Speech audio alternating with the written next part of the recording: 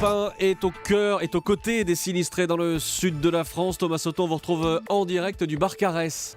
Oui, le Barcarès dans les Pyrénées-Orientales où il repleut depuis 5h du matin. Alors ça n'a rien à voir avec les grosses pluies qu'on a connues ce week-end, celles qu'on a eu hier soir quand on est arrivé.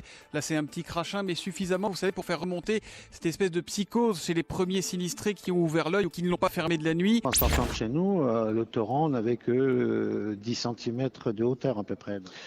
Et j'y suis retourné sur la hauteur une demi-heure plus tard, et à ce moment-là, il y avait 2 mètres d'eau. 17 millions de personnes vivent en zone inondable. Parmi elles, 1,5 million, imaginez 1,5 million sont en zone de submersion marine. Ça veut dire que le niveau de leurs habitations se trouve sous le niveau de la mer. À La Londe, dans le Var, la petite Marie, 8 ans, reste introuvable. Dans cette ville, le maire dénonce le blocage des travaux sur la rivière Maravenne afin de protéger, dit-il, il le dénonce, une espèce d'anguille. Qui est responsable aujourd'hui? Ce sont les élus, ce sont les maires qui délivrent les permis de construire? C'est une responsabilité qui est collective, qui est partagée, parce que souvent ces terrains sont des terrains qui sont moins chers.